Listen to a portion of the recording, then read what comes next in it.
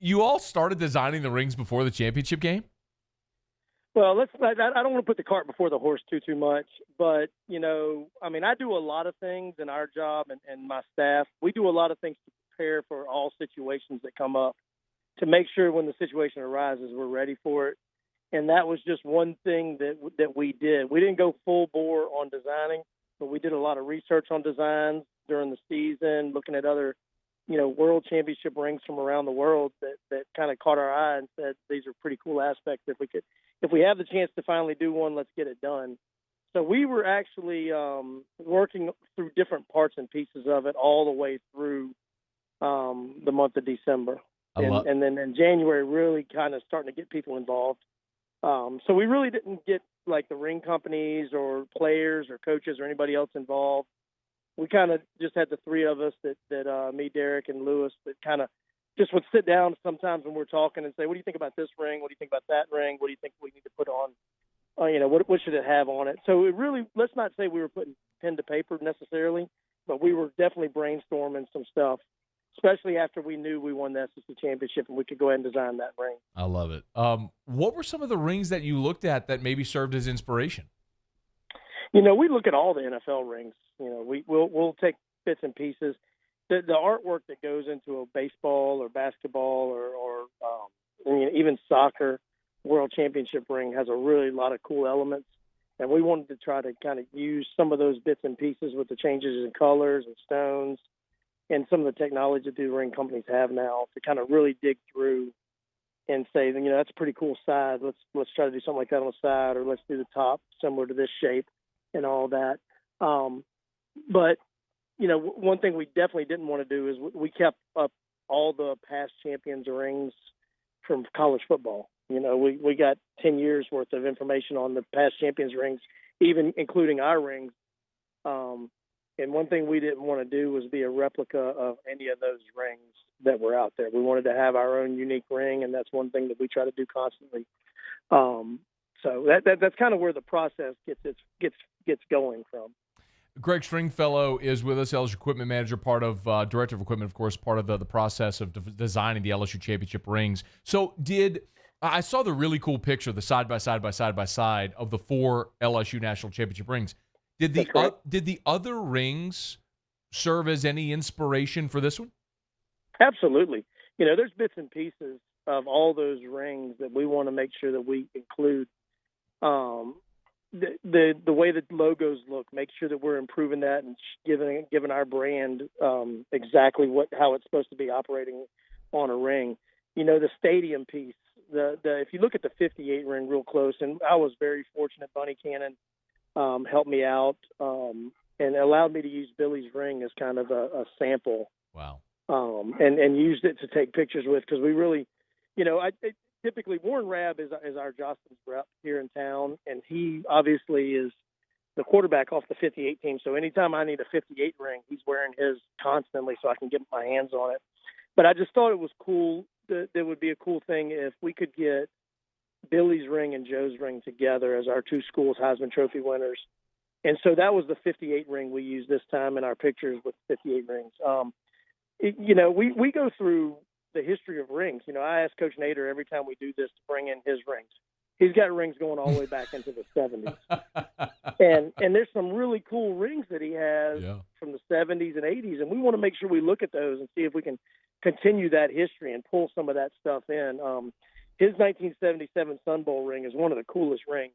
It's got a bright purple stone that kind of shimmers in the light with a tiger, an old school tiger head on it. And it's really neat. And it's kind of, that purple stone is something we try to replicate, and it's been hard to do. And I think that the ring company really knocked it out this time to try to get that purple stone on top of a ring.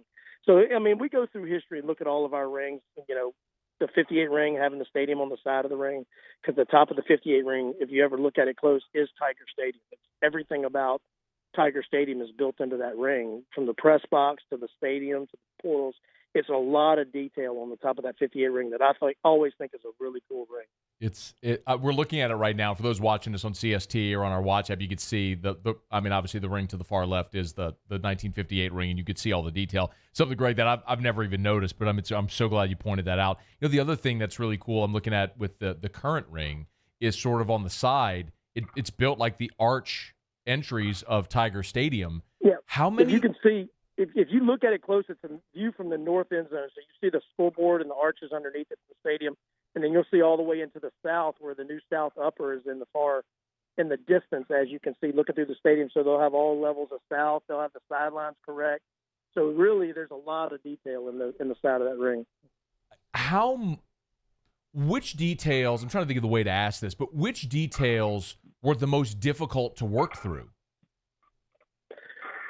I mean, it's hard to say because each ring has its own little challenges. The CFP ring is probably the easiest one because they give you a standard look and say, here's what it's going to look like. You get a little bit of action on the sides.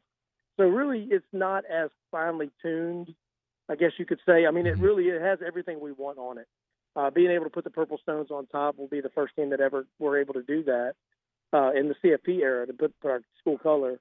And really, that kind of, I'll say that's kind of a throwback to the 07 year when the BCS rings came out. It was a standard ring. This is what it was going to look like. Had a black stone with a crystal number 1 on it.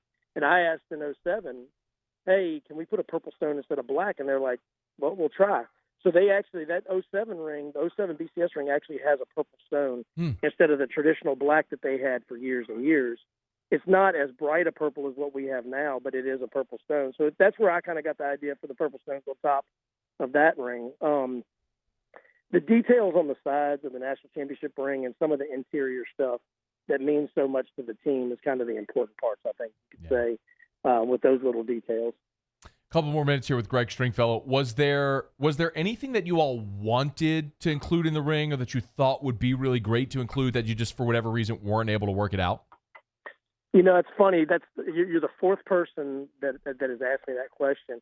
And I really cannot think of anything that got left out just because we did have 3 canvas that we could use. So we were able to get just about every little detail, LSU standard of performance, hold that tiger, 1 team, 1 heartbeat. We were able to get all those details onto the ring. And I think that's the big deal that we were able to that we were able to get all that stuff going, and having so many different canvas to work on really helped get everything we wanted. I don't think we've yet talked about the SEC ring. Anything specifically about that ring that that people should know? We're for those watching, we're looking at it right here, and a lot of that stuff's included there as well. Yeah. So the SEC ring, the cool thing about it is we wanted it to be a traditional ring. It's that gold tone, very traditional look. It's a huge ring. It's actually larger in size than the national championship ring. Oh, wow. Because of the shape of it, if you really sit them side by side. I will say the cool thing is the helmet logo on top of the ring. That's something that we've used in years past, several years back.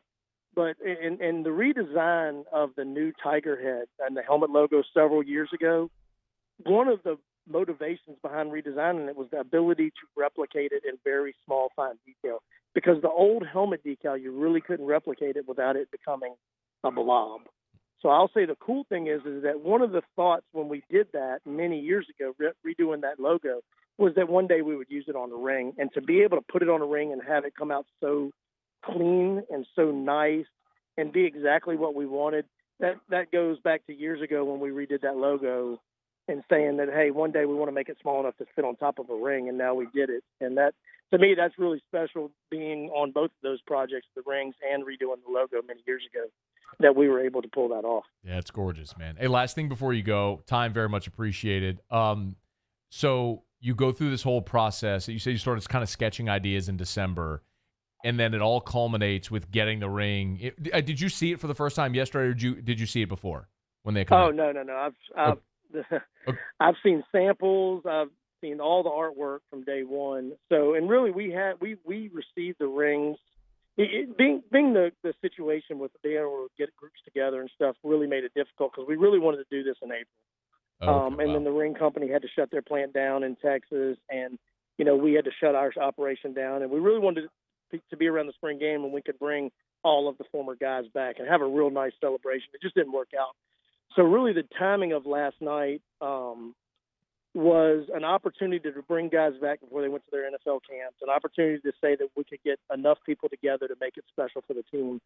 And it just worked where Coach wanted to do it at that time and make sure that these guys were appreciating it before we really get cranking on 2020.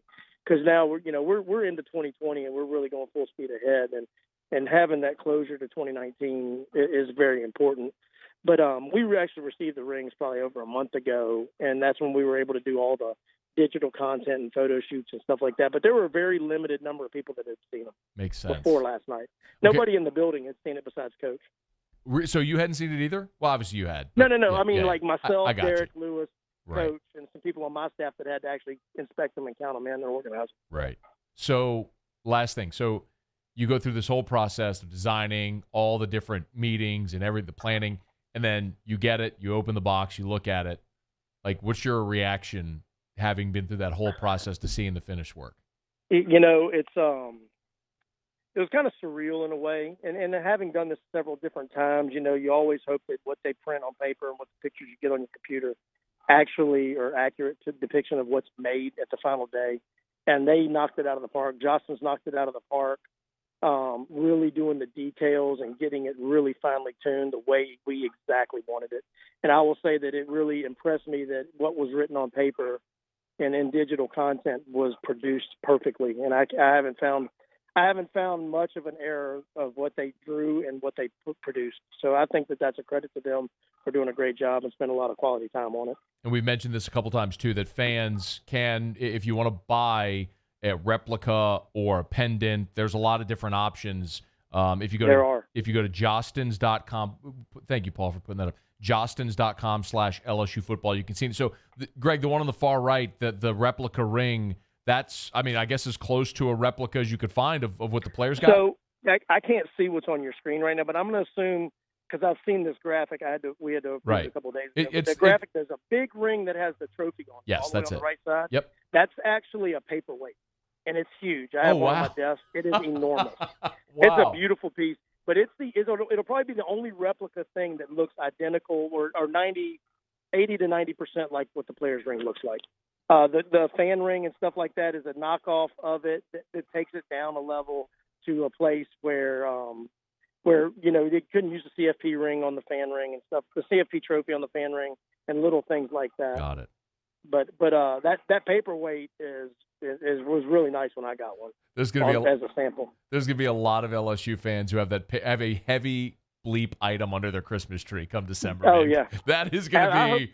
I hope so. Oh, I mean, man. That makes it better for everyone that the fans can appreciate it because, just like Coach says, without the fans, our team fed off of the fans so much during the season. Our players have said it, and that's where there's things in there to tribute to the people that support us so much. That's awesome, man. Hey, Greg, we really appreciate a couple of minutes today, man. Job well Absolutely, done. Man. Good talking to you guys. Yep, our pleasure, man. Thanks so much. Thanks. Bye-bye. Hey, thanks so much for watching. Please leave your comments. I love to interact, and be sure to hit the red subscribe button below.